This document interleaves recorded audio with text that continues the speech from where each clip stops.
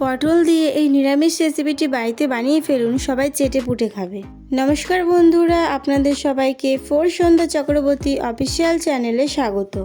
আজকে আমি চলে এসেছি নতুন আরেকটা রেসিপি নিয়ে। আজকের নতুন রেসিপিতে আপনাদের সবাইকে স্বাগত। আজকে আমি পটল দিয়ে একটি নিরামিষ তরকারি আপনাদের সাথে শেয়ার করব। পটলের এই দুর্দান্ত রেসিপিটি বাড়িতে বানিয়ে ফেলুন, খুবই ভালো লাগবে খেতে। এখানে আমি পটল নিয়েছি। এখানে আমি 6টা পটল নিয়েছি। এখানে আমি পটলগুলোকে আগে ধুয়ে নিয়েছি।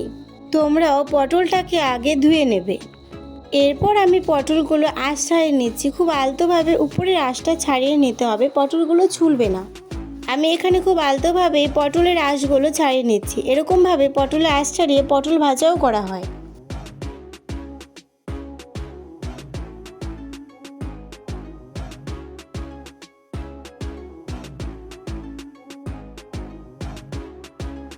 একটা পটলে আঁশ ছাড়ানো হয়ে গেছে। এরপর আমি পটলের দুটো দিক কেটে দেব।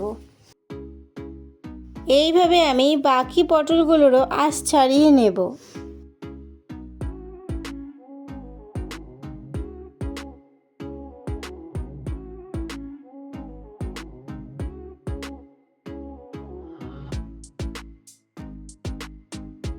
সব পটলগুলোরই আমি আঁশ ছাড়িয়ে নিয়েছি। এরপর আমি একটা গ্রেটার নিয়ে নিয়েছি। এই গ্রেটারের সাহায্যে আমি পটলগুলোকে একদম গ্রেট করে নেব।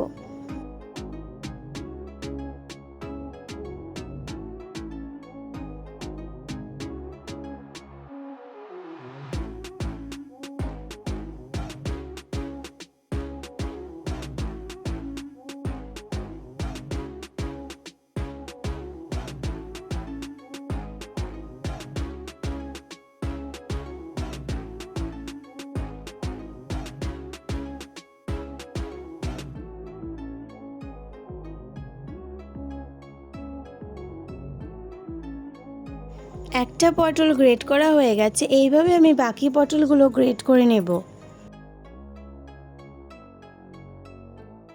সব পটলগুলো গ্রেট করা হয়ে গেছে। এরপর আমি এখান থেকে বীজগুলো বেছে ফেলে দেবো। বীজগুলো যদি মুখে পড়ে তাহলে খেতে ভালো লাগবে না, তাই আমি সব বীজগুলো বেছে ফেলে দেব।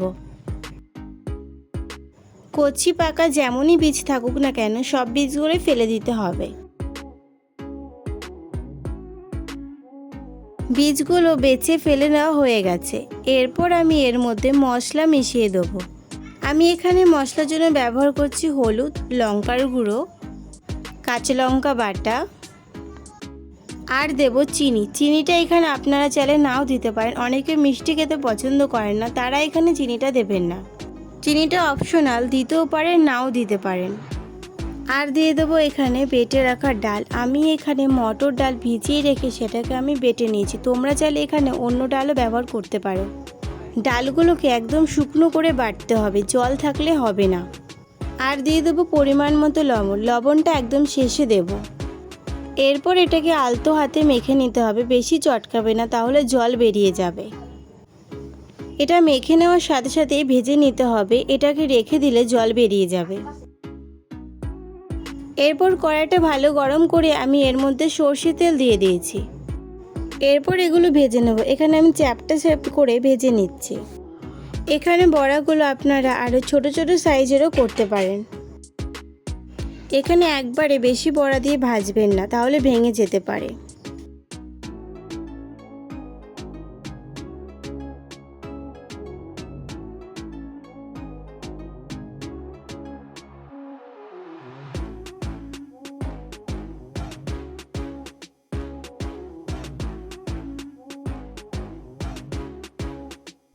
এরপর বড়াগুলোকে লাল লাল করে ভেজে নেব। এক পিঠ লাল হয়ে গেলে উল্টে আরেক পিঠ দিয়ে দেবো।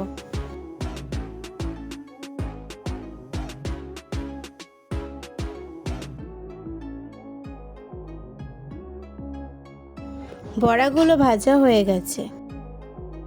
এরপর কড়াতে তেল দিয়ে এর মধ্যে আমি গোটা গরম মশলা দিয়ে দেবো, যার মধ্যে আমি এখানে লবঙ্গ আর দারচিনি দেব। আর দেব গোটা জিরে, তেজপাতা, শুকনো লঙ্কা। ফোড়নটা হয়ে আসলে এর মধ্যে আমি দিয়ে দেবো আদা বাটা আর কাঁচা লঙ্কা বাটা।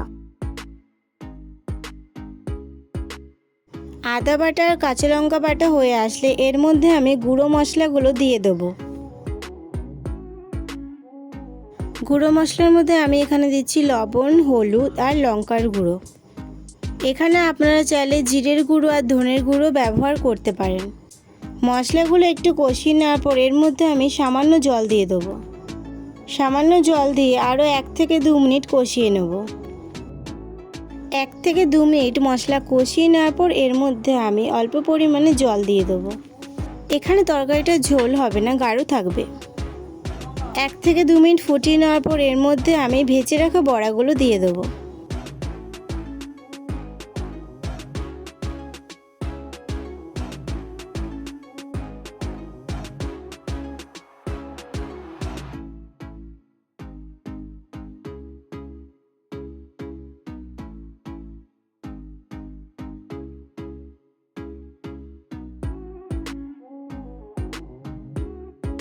বড়াগুলো দেওয়ার পর 1 থেকে 2 মিনিট ফুটিয়ে নেওয়ার পর এর মধ্যে আমি জিরের গুঁড়ো দেব। জিরের গুঁড়ি দিয়ে 1 থেকে 2 মিনিট ফুটিয়ে নেব।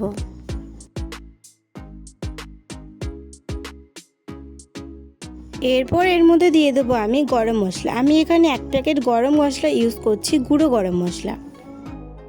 গরম মশলা দিয়ে 1 থেকে 2 মিনিট ফুটিয়ে নিলে তৈরি হয়ে যাবে পটলের রেসিপি।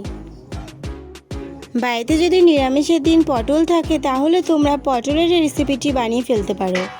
খেতে অসাধারণ লাগবে, যা অন্য তরকারিকেও হার মানাবে। তৈরি হয়ে গেল পটলের নতুন স্বাদের রেসিপি।